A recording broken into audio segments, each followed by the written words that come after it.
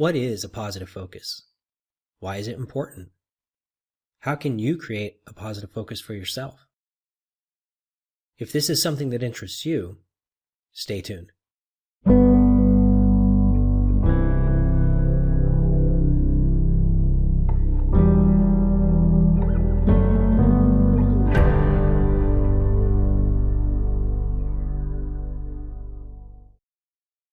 In order to understand why a positive focus is important, we first must look at reality generation.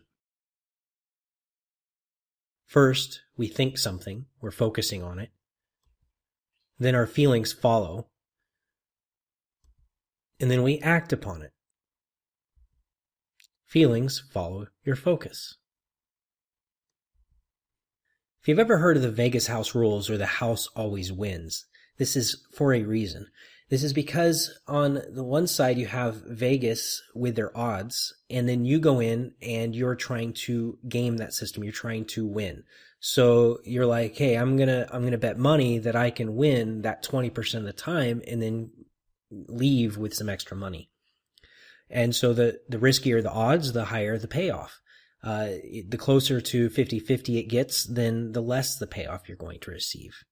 But this is the house always wins. But why does that happen? Is there some kind of like a metaphysical reason why? Is there some kind of a psychological reason why? Besides just the odds of rolling the dice and looking at it from an algorithmic perspective and a statistical perspective, is there something else that we can do to shift the odds into our favor? And not just really with casinos. I'm not talking about casinos here. I'm talking about in life. How can the odds shift more into our favor so that we become the house in life? So with a negative focus, your emotion, your energy in motion, your emotional states typically go to the unwanted. So you have an unwanted experience. We sometimes call this a trigger, an emotional trigger. You're upset. Your emotion, your energy in motion is directed towards that. And so you're creating the unwanted, because this is whatever you put your focus on, you create. So when we have a trigger, the emotion goes there, and thus the energy that we create with goes towards the unwanted. In such cases, the best case scenario we can ever hope for when we have a negative focus is relief and emotional neutrality. So we're not actually going to get to these beneficial states, but we're going to look for relief and emotional neutrality, because emotional neutrality is the best you can get with a negative focus. When you have a positive focus, your energy in motion, your emotion goes towards the wanted. In the worst case scenario is now emotional neutrality. So you go through a negative experience and it's water off a duck's back. You're not feeling any emotion.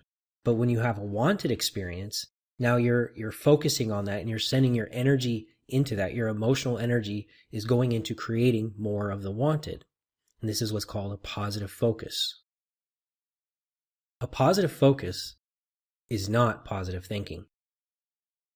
Positive thinking is a subset of a negative focus, as it focuses on the negative experiences, rationalizes them away without actually dealing with the underlying reasons why they happened, and does not focus on the actual aspects of the experience that were in fact positive. For example, it wasn't that bad, I guess, or maybe I'll do it better next time. Changing to a positive focus. So we first go through a contrasting experience or a trigger, that emotional upset. Now we need to find relief. So the first step is really you got to find relief. You have to distract yourself, find relief, breathe, process your emotional upset using logic and reason. So you're turning your thinking inwards and self-reflection. And at the end, you also need to set boundaries. Then you can find the positive aspects of the experience. So you go through, as an example, I used to get really angry when I would feel pain. And so my dog would jump up on me with nails and scratch me. And I would get really angry really fast.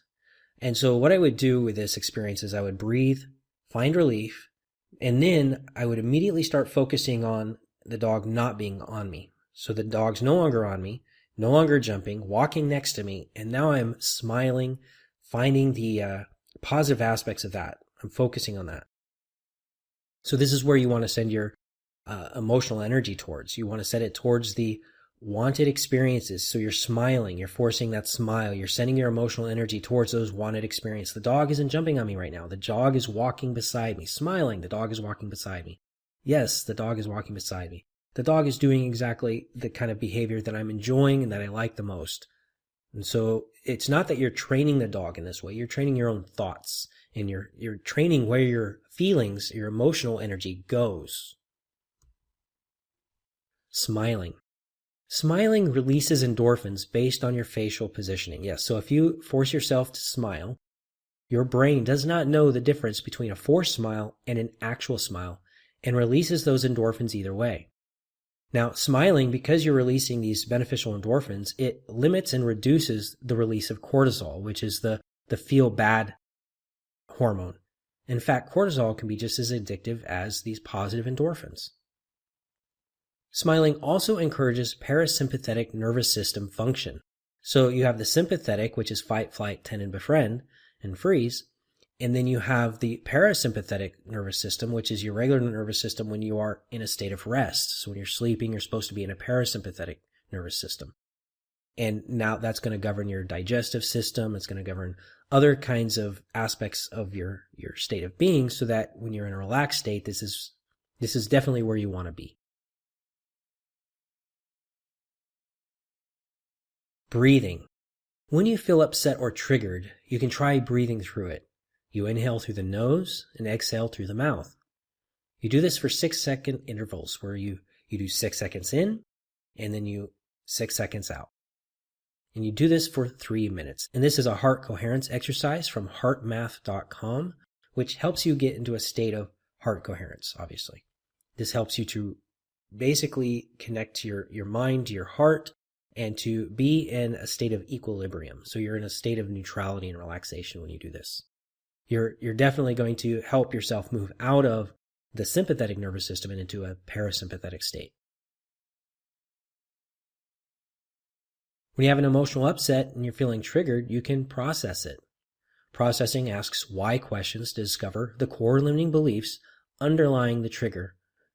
When you process it, you can resolve childhood traumas and patterns that are keeping you stuck in a negative focus.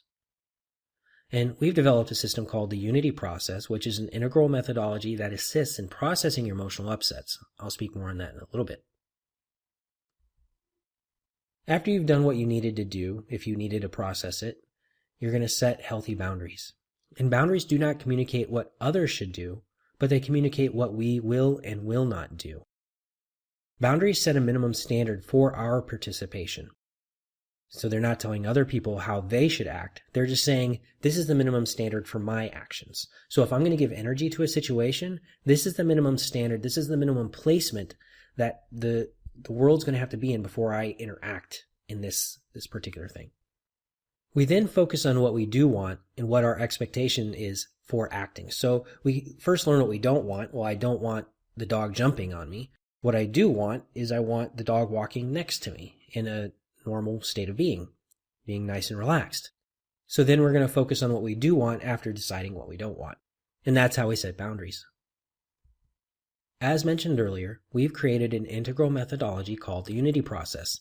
It combines the philosophy of natural law, the trivia method, Socratic questioning, Jungian shadow work, and meridian tapping into an easy-to-use system that allows people to process their emotional upsets, work through trauma, correct poor thinking, discover meaning, set healthy boundaries, refine their viewpoints, and to achieve a positive focus.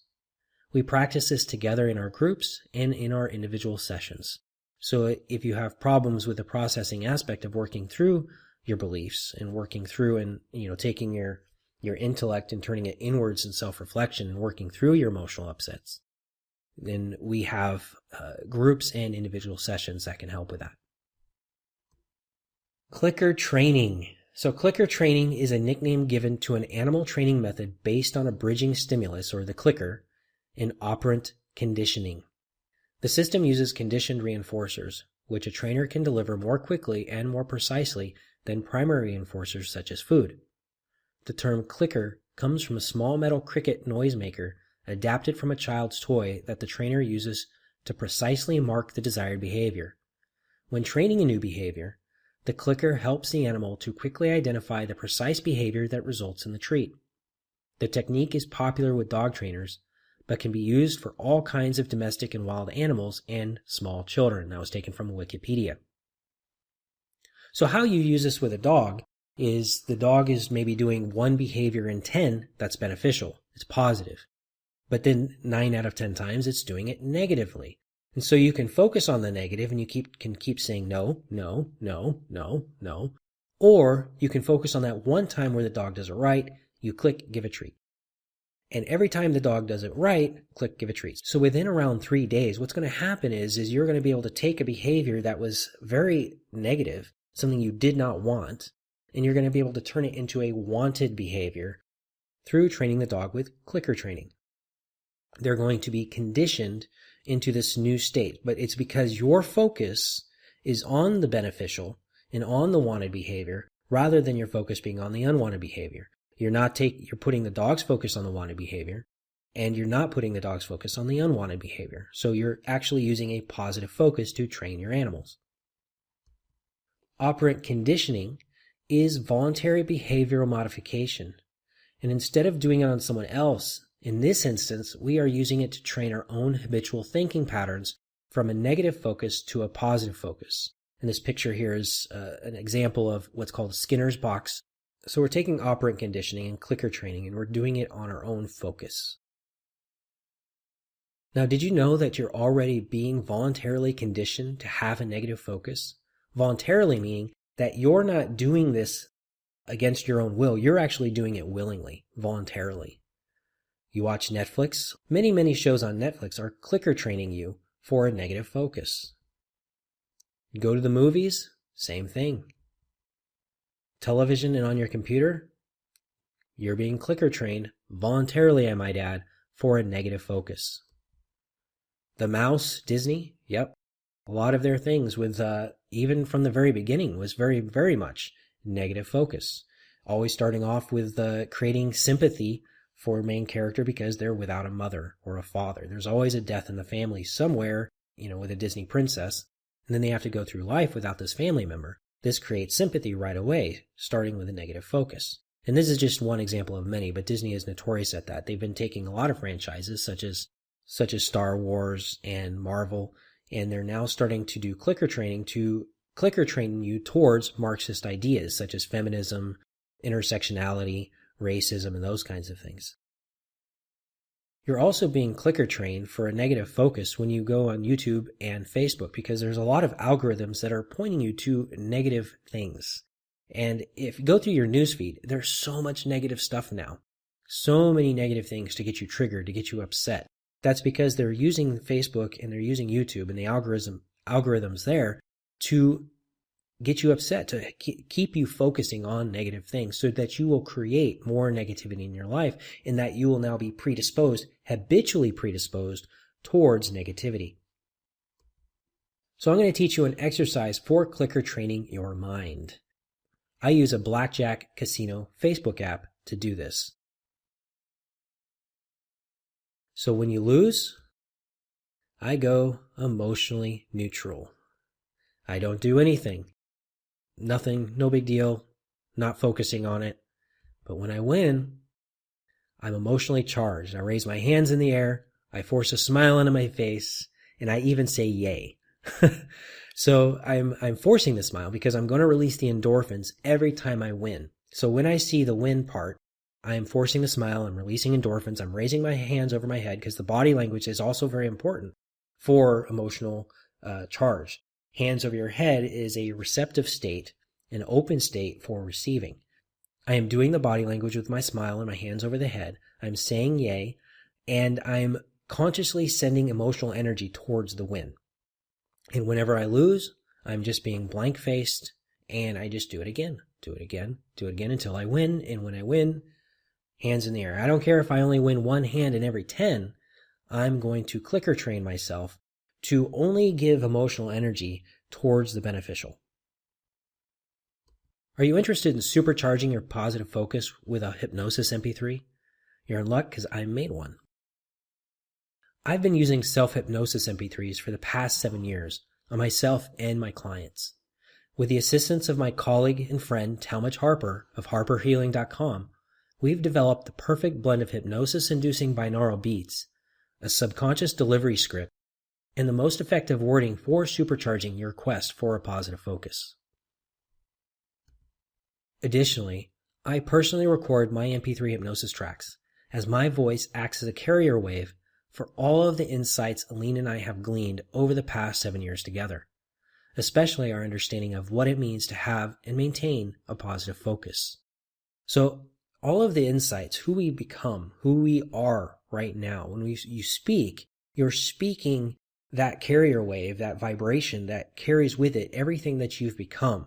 And because we've done so much self-work together, we've worked so hard on refining our thinking patterns, refining our focus, then what's going to happen is I'm now conveying that to you in a hypnosis MP3 being delivered into your subconscious mind.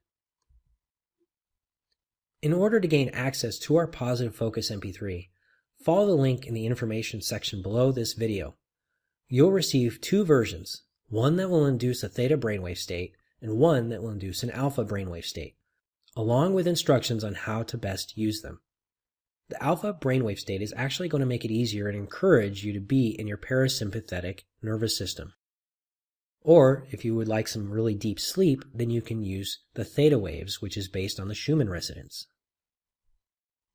Did you enjoy the video? Please click like and share it with your friends and family. You have a comment? Would you like to know more? Go ahead and leave a comment. If you like this video, also please go ahead and subscribe and click the bell so that you can receive future updates. I'm Nathan Martin with the Divine Pollination Hive and the UnityProcess.com. Be safe, be sovereign, be well.